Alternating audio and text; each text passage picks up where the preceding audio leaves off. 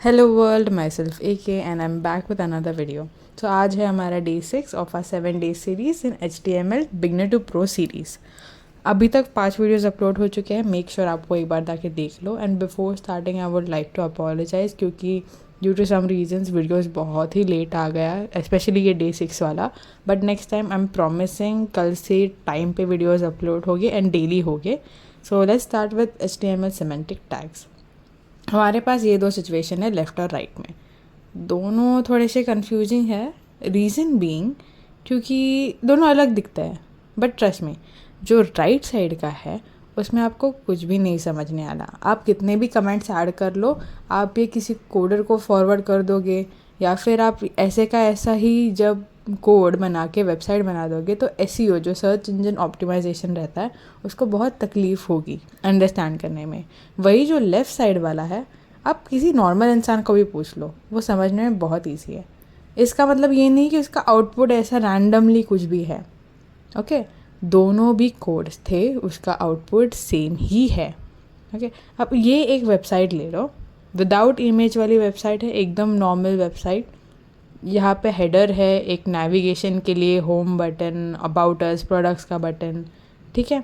फिर आपको थोड़ा उसी के नीचे एक सेक्शन मिल जाएगा जहाँ पे आपको पता चलेगा क्या इन्फॉर्मेशन है, क्या सर्विसेज प्रोवाइड की जाती है।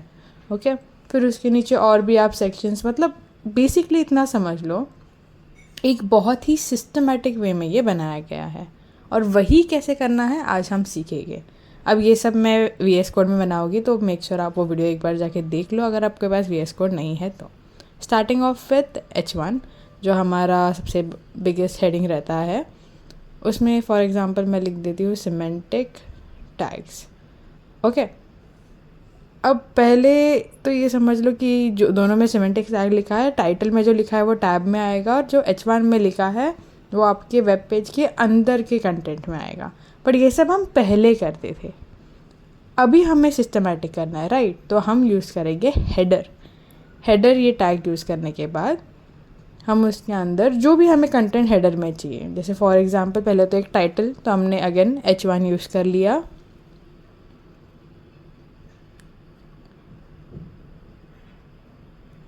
ओके, सो अब इसके ठीक बाद अभी मुझे और भी अगर कुछ ऐड करना है, फ़ोटो या कुछ, मैं वो ऐड कर दूँगी। उसी के साथ अभी सेकंड चीज़ जो हम नई सीख रहे हैं वो है नैव, बेसिकली नेविगेशन के लिए।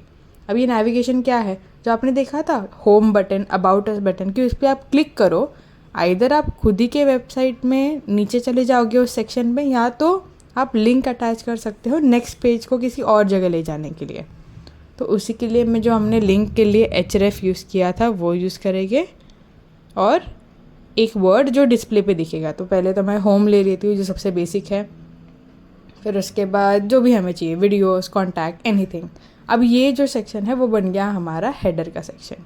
जैसे आप देख सकते हैं कि वहाँ पे लोकेशन आया, टैब में हमारा जो मेन टाइटल था वो आ गया, यहाँ पे नाम जो हमने दिया था हेडिंग 1, एंड ये है हमारे नेविगेशन टैब्स।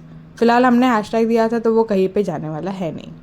मूविंग फॉरवर्ड अब हम करने वाले हैं सेक्शन टैग्स।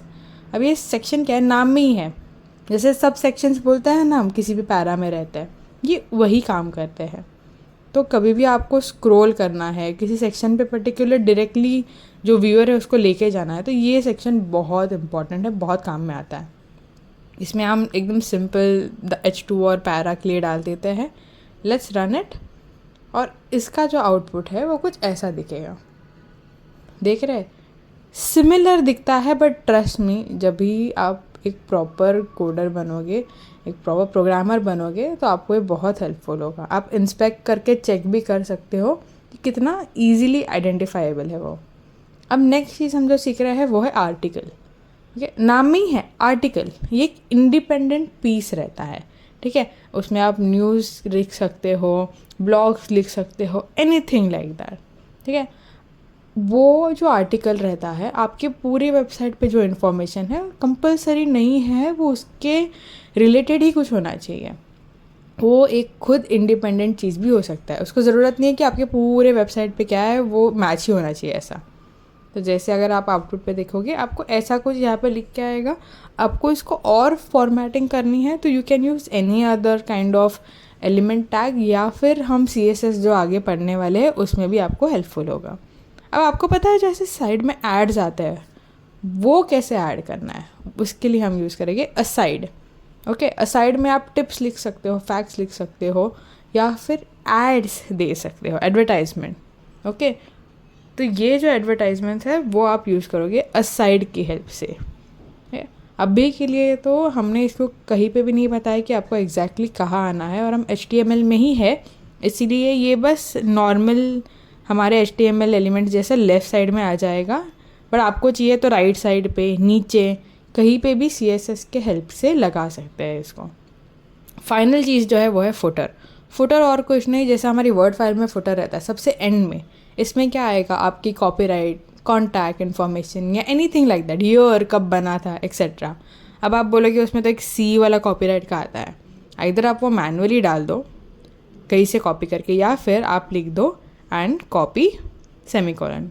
इससे वो डायरेक्टली जो लोगो आता है ना C वाला विद अ सर्कल वो बन जाएगा ऐसे। ओके, तो ये हमने एक पूरा वेबसाइट बना लिया है just by using all these things. अभी एक चीज़ है, ये तो था बेसिक, और कुछ चीज़ें हैं जैसे है सेक्शन, डिव और कंटेनर। ये थोड़ी चीज़ें हैं जिसमें बहुत से लोग कंफ्यूज होते हैं। ओके, अब इसमें कैसा रहता है जो सेक्शन, अब मैं ये सब CSS में एक्सप्लेन करूँगी लेकिन एक शॉर्ट में बता दूँ, सेक्शन ये पूरे वेब पेज को कंटेन करता है, जो कंटेनर रहता है वो एकदम सेंटर में आता है, एंड जो डिव रहता है बेसिकली कंटेनर सेक्शंस भी डिव ही होते हैं, बट डोंट वरी हम ये सब आगे जाके सीख लेंगे। अभी के लिए इतना ही। Thank you so much for watching.